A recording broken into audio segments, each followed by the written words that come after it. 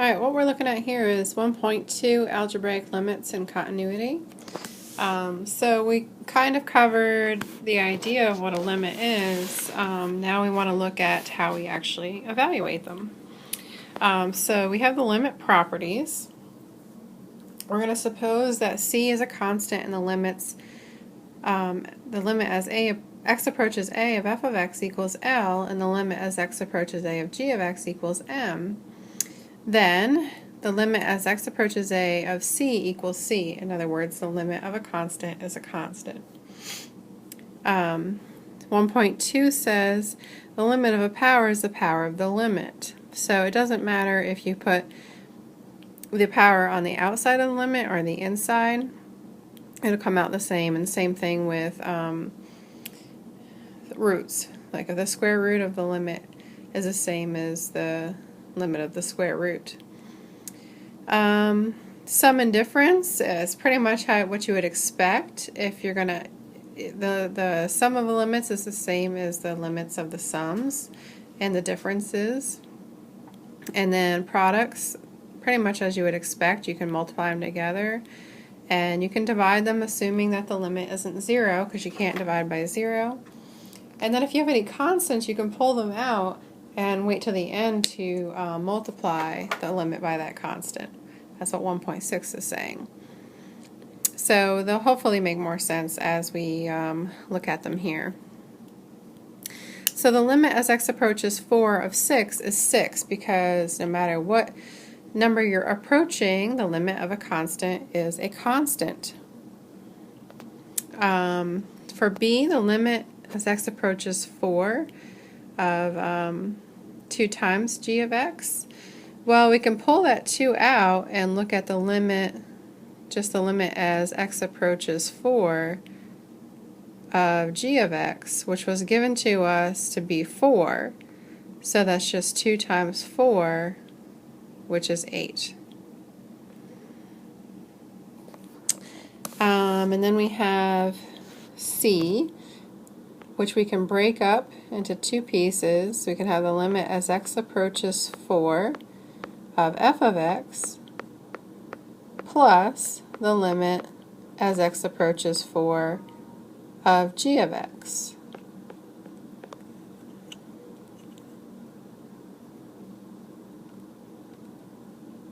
Let's see if I can get it to do what I want. Apparently not. Alright, we'll just keep going then. So the limit as x approaches 4 of f of x is equal to 7, and the limit as x approaches 4 of g of x is 4, so just adding those two numbers together, the answer is 11.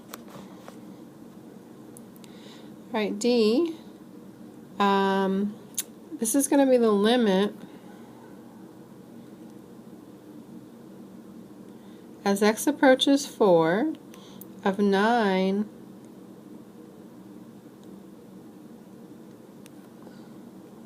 over,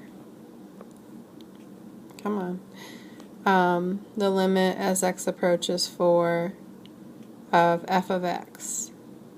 Well, the limit of 9 is just 9, and then the limit as x approaches 4 of f of x was given to us as 7. So that's just 9/7. And the last two here, remember I said you can either square at the beginning or the end. So this is equal to the limit as x approaches 4 of g of x all squared.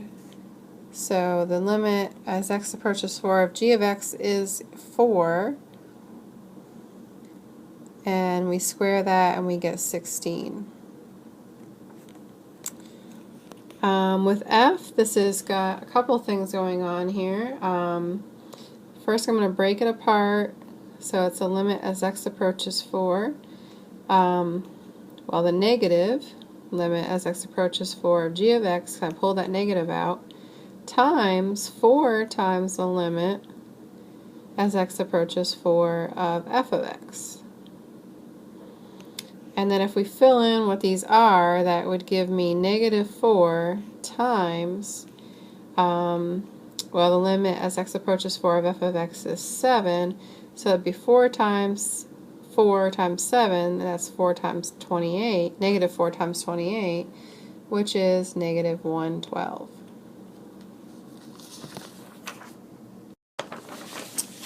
Alright, next page. We have some graphs here, and we're going to use them to use the graphs and use the limit laws to answer these questions. Alright, so A says to find the limit of f of x plus g of x as x approaches 2. So all we need to do here is look at what those limits are and add them together. So as x approaches 2, 2 is right here. It looks like f of x is also 2. So be 2 plus, and then whatever the limit of g of x is as x approaches 2. As we approach 2 here from the left and from the right, we get 0. So 2 plus 0 is 2. B is a similar problem, but now we're looking at approaching 1. I can see that if I approach 1 with f of x on both coming from the left or right, I get 1. And with g of x, if I approach 1, actually, it does not exist. So we can't add those two together. So the whole thing is just does not exist. Since we can't get one of them, then we can't do the addition. C is finding the limits as x approaches 0 and then multiplying them. For f of x, that would be 0. And for g of x, as x approaches 0, let me get a different color here. We're going towards 0 on the left and from the right, and it's about 1.4. Not that it matters a whole lot, because it's still going to be 0. 0 times anything is 0. Now we're looking at the limit as x approaches -1 from the left. So here's -1. Going from the left and from the right, looks like we're at -1 there as well. So -1, and then this one is coming in this way. Looks like 0 here. Well, that's another problem that's undefined. We can't divide by 0. Otherwise, it would just be whatever the number was, -1 over that. The next one is a limit as x approaches 2 of x cubed times f of x, so it's a little bit different. If we put 2 into this problem, it would be 2 cubed times the limit as x approaches 2 of f of x. Because we're giving you this x cubed here, you just need to plug the value that you're approaching in there. And the limit as x approaches 2 of f of x we found earlier to be 2. So this is just 8 times 2, which is 16. Alright, and then the last one is another limit as we approach 1. So this is going to be the square root of 3 plus whatever the limit is as x approaches 1 of f of x. We've evaluated that before. That turns out to be 1. So we have the square root of 4, which equals 2.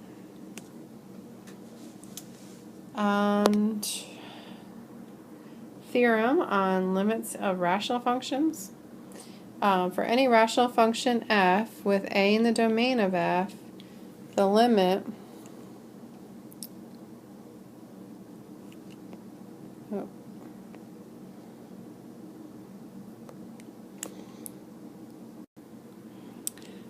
Well, I apologize because I paused it at some point and I don't remember where I was. So I don't know what I need to repeat. I guess we'll have to figure that out later. But I think I got most of this page. If I didn't, here are the notes. So you'll have to pause it and write them down. And if you have questions, let me know. I just want to make sure that this last part, though, you understand that you can't say that x squared plus x minus 6 is number 5 over x minus 2 is equal to x plus 3.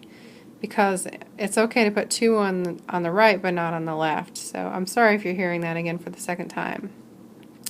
But we can say that the limits are the same, and then we use that page when we evaluate these limits, which I see that I did not record any of this. So what I did on 7A was I factored x squared minus 25, simplified it, and then plugged 5 in to get 10. B, I did the same thing. You have to factor a cubic, which you might not remember how to do, but hopefully you learned, refreshed your memory when you did chapter R. And I made a mistake. I said that these were equal right here, and they are not equal. So I put a frowny face there, but I can say that it's equal to the limit as x approaches 2 of the factored form. And then I was saying that it looks like you can't reduce it, but you can. The x minus 2 and the 2 minus x can be canceled out. Let me get my pen back. But then you have to put a negative in. So whatever the sign of the problem is, you just make it the opposite. So the negative comes down, you plug in the 2 now, since it's okay, and you get 2 squared plus 2 times 2 plus 4 is 12, and you want the negative that's negative 12. And then I was coming up here to C, and I don't want you to do the problem that was listed there. I put a new problem in for you. So you see that it's not factoring, it's a different type of problem. For this one, we're going to sort of rationalize the denominator, except we are usually doing that to the denominator, and instead we're going to use that same approach but to the numerator. So again, we're multiplying the top and the bottom by the conjugate of the top, and what happens is we get the limit as x approaches 196. When I FOIL out the top, it's just x minus 196, and then the bottom is still x minus 196 times the square root of x plus 14. Well, the x minus 196's cancel, and I get the limit as x approaches 196. Well, I can just plug in, at this point I can just go ahead and plug in 196. So it's going to be 1 over the square root of 196 plus 14. So it should be 1 over 28. And D, again, is a slightly different problem. There's no reason why we can't just go ahead and plug 3 into this problem. So hopefully the last thing you remember is talking about continuous.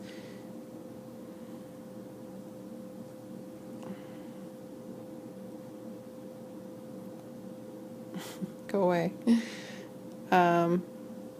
So here are the notes. Okay, so I did it again. I recorded everything. Or I forgot to hit record on these notes. So I'll go over it again. I talked about examples where things are continuous with respect to time. Well, temperature is continuous with respect to time, because if we want to go from 70 degrees to 80 degrees, we have to hit all the degrees in between. We can't just jump from one to the other. But in electrical currents, you can, things are either on or off. There's no like in between. Geometrically, you can think of a function that's continuous if you can graph it without removing your pen from the paper. So if we look at the graphs here, We want to find where they're not continuous. And the first one, you see there's a hole right here at -1, so it's not continuous at x equals -1. In B, there is this large gap between this value and this value. So at x equals -2, it's not continuous. And C is a little different. Anytime you see a vertical asymptote like this, where you would hop, over the asymptote to get to the next, to the rest of the graph, that's also not continuous at -2. And then here we have, is the function given by g of x equals x squared minus 3x continuous at x equals 4, why or why not? So we have to check those three things. Does the function exist at 4, and if so, what is it? Well, it's just a parabola, so I can plug in the values and get 4, so that's good. Second one, check to see if the limit as x approaches 4 of the function exists. Well, again, it's a parabola. It's not a rational function. I don't have to worry about, plugging in 4. I can plug in 4 and get 4 just fine. And then we'll notice that the function at 4 and the limit as we approach 4 are both the same. So this is an example of a continuous function. All right, and example 15, is this function continuous at 4, why or why not? Well, this one's not, because you'll notice that the function doesn't exist at 4. You'll notice that neither one of these has a equal to sign, so we can't even say what the function is at 4. The next one, however, is defined at 4, so that's not an issue. If I wanted to know what f of 4 was, I would just plug it into the second function here, and that's 2 times 4 minus 3, which is 5. And then I need to check what the limit is as x approaches 4 of this function. And to do that, I would need to look at the left and the right. So I want to approach 4 from the left, meaning where x is less than 4. So that would be putting it into that top function. So 4 squared minus 3 times 4 minus 4 all over, oh right, we can't put it in, oh, we have to factor it first, right. So we want this limit, but first we have to factor it. So let me erase that, and let's see, it's going to be x minus 4 and x plus 1. We'll factor that out. So the x minus 4's cancel, and we plug 4 in now, and we get 5. So that's from the left, and then the limit from the right would be where the values are greater than 4. So that would be plugging 4 into the bottom one again, and we already know that's 5. So since these match up, we'd say yes, it's continuous. It's continuous because it meets all the criteria for being continuous. The function exists, the limit exists, and they're both the same. 17. Is the function given by g of x equal to 1 over x minus 1 continuous over the interval 0 to infinity? Why or why not? Well, hopefully you can see that it wouldn't be continuous, because if I plug 1 in there, I get undefined. So I would say no, because g of 1 is not defined, or it's undefined, I could say. So if it fails one criteria, you don't have to worry about checking the other ones. 18. The candy factory sells candy by the pound, charging $1.50 per pound for quantities up to and including 20 pounds.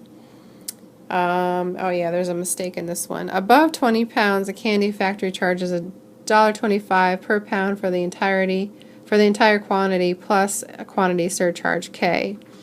If X represents the number of pounds, the price function is as follows. And then you need to make a little adjustment here. You need a plus K right there. Otherwise, it doesn't quite work. Okay. So what we need to do is find K such that the price of the function P is continuous at X equals 20. Well, that means we need the limits. Obviously, putting 20 into these functions, since they're linear, isn't going to be a problem. What we need to make sure, though, is that the limits exist from the left and the right. So we want those left and right-hand limits to be the same.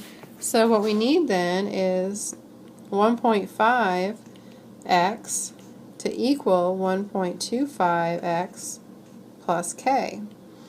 And they specifically say at 20, so I can plug 20 in and then just solve for k. So when you do that, you should get that k equals 5. And then B, why is it preferable to have continuity at 20? And one reason is so that the candy company doesn't lose revenue.